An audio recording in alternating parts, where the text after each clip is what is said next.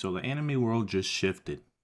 We've seen Crunchyroll and Netflix dip their toes into the world of Manhwa, but now a titan has entered the ring, that being Warner Bros.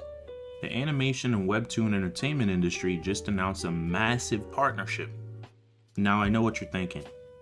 Western studios and anime style stories, we've been there before, we've seen it all, and we're basically burnt out. But stick with me here. This is just a licensing deal. It's a structural change in how our favorite shows and webcomics get brought to life. Today we're breaking down the initial slate, including Hardcore Leveling Warrior, the Stellar Swordmaster, and why this specific collab might be the best thing to happen to anime fans over decades. To understand why this is a win, we first have to look at the old way. Traditional anime production usually involves a production committee. It's basically a group of companies, publishers, music labels, or even toy manufacturers who all put in a little bit of money. So you might be wondering here, what's the problem? So the problem is that there's basically too many cooks in the kitchen. Decisions are made by the committee, and often the budget is spread a bit too thin. But Warner Bros. Animation works a little bit differently. They're basically a centralized powerhouse. When WBA decides to make a show, they have the infrastructure and the veteran animators, but most importantly, the massive Discovery wallet. Now, we've seen what happens when Western funding meets Eastern storytelling in shows like Castlevania or even Arcane. You get a level of visual polish that most seasonal animes simply can't afford. But alright, let's get down to the meat and potatoes of this video. So basically they already confirmed the first 4 titles, and it covers a pretty huge range of genres. The Stellar Swordmaster, which is the first one, and just recently got a season 2 in its Manhwa.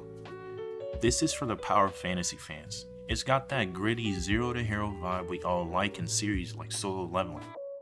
Now if WBA decides to give this the Legend of Vox Machina treatment, it's gonna look beautiful, and it's gonna be basically another visual masterpiece like Solo Leveling was. Then we have the Hardcore Leveling Warrior. This one is basically a cult classic.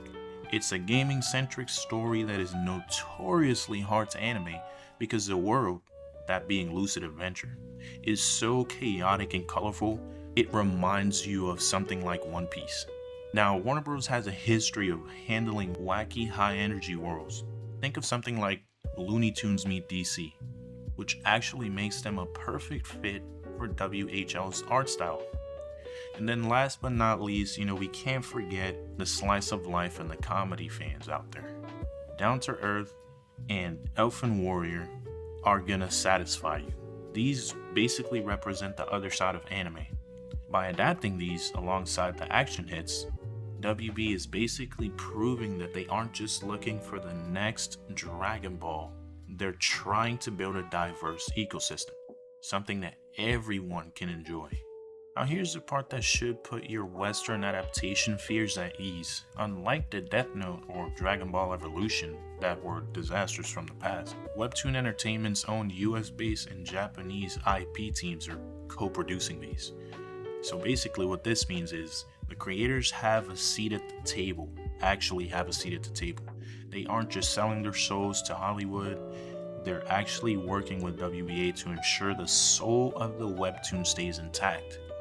We saw this work perfectly with the Batman, the Wayne Family Adventures webtoon that DC and WEBTOON collaborated on in the past. It became a massive hit, and it felt 100% authentic to the actual characters. Now this is the flowchart dream. The creators provide the story, webtoon production protects the vibe, and Warner Bros. Provides the engine to drive it to 155 million monthly users and millions of TV screens. Now let me tell you why global distribution is going to be the secret weapon here. For now at least, the only way to watch most of your anime shows, unless you want to pirate them, which in my opinion, no judgment here, do whatever you want to. You have to get a Crunchyroll or Netflix subscription. But basically Warner Bros. Owns Max, Cartoon Network, and Adult Swim. Now, Picture this. Imagine a world where hardcore leveling is airing right after Rick and Morty, or even Superman. This moves the stories out of the niche anime corner and into the mainstream. And as if anime hasn't already been a bit mainstream now, it's going to be even more mainstream, which means more money and a longer running series. And this time we might finally get a webtoon adaptation that just doesn't stop after one season. Now there's still 6 more titles to be announced. If the first 4 are this strong, we could be looking at an adaptation of Omniscient Reader's Viewpoint, or even The God of High School, Season 2. I've been waiting for a Season 2 with a Hollywood budget. That would look spectacular.